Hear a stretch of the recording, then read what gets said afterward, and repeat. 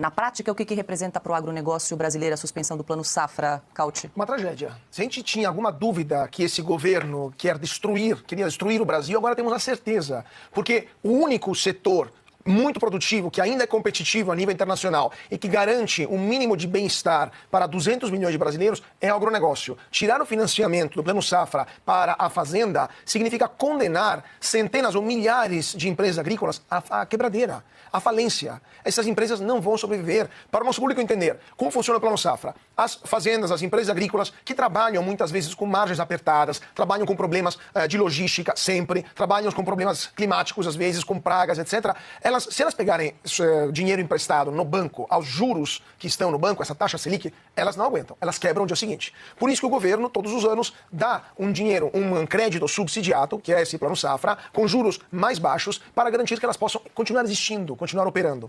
Esse dinheiro são mais ou menos 476 bilhões de reais este ano. O Lula, inclusive, aumentou de forma exponencial, porque durante a época do Bolsonaro era metade disso, basicamente. 76 bilhões, mais ou menos, vão para a agricultura familiar e 400 bilhões para empresas agrícolas. O governo congelou esses 400 bilhões, ou seja, para as empresas mesmo. Quem é agricultor familiar vai continuar podendo pegar esse dinheiro. Só que essas empresas produzem, exportam, ou seja, o Brasil ganha dólares com o grão, com a soja, com o milho que vai para fora, então teremos problemas com o câmbio. Essas empresas dão emprego para muita gente e pagam imposto. Ou seja, teremos um problemaço no campo e no PIB do Brasil. Até perguntei para a Confederação Nacional da Agricultura uma nota, eles devem estar tão chocados com isso que ainda não conseguiram elaborar, estão trabalhando sobre isso porque é algo gravíssimo isso que aconteceu. Moral da história, essas empresas que já estão quebrando, no passado tivemos um aumento de 500% na recuperação judicial de empresas do agronegócio. O governo está matando o agronegócio. E por quê? E o próprio secretário Serão escreveu isso nesse documento. Faltou dinheiro, acabou o dinheiro. E estamos no dia 20 de fevereiro, não aprovamos o orçamento de 2025, não é um vexame, é um escárnio da República, não tem dinheiro, vamos fazer o quê? Vamos acabar com o financiamento do único setor que ainda produz algo minimamente competitivo do Brasil, o agronegócio.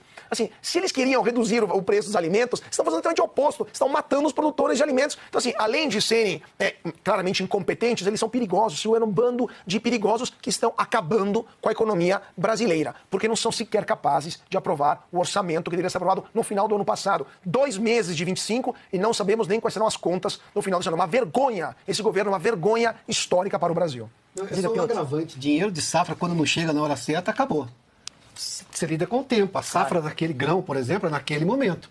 Passou, não chegou, perdeu aquela safra. Não dá para recuperar, não é retroativo esse tipo de coisa, né, Cauti? Não vai ter dinheiro para comprar semente. Esse que é o drama. Não vai ter dinheiro para comprar semente. Se você não planta semente na hora certa... Não vai ter colheita. Não vai ter colheita. O Lula está delirando. Assim, se hoje o ovo está caro, imagina daqui 6 meses, 1 ano. Se hoje o pãozinho está caro, imagina daqui 6 meses, não. Eles são... Assim, eu não sei nem como definir mais esse bando de incompetentes que estão no Brasil. O pico da irresponsabilidade fiscal está aí. Agora nós temos consequências mais práticas que isso, impossível de imaginar.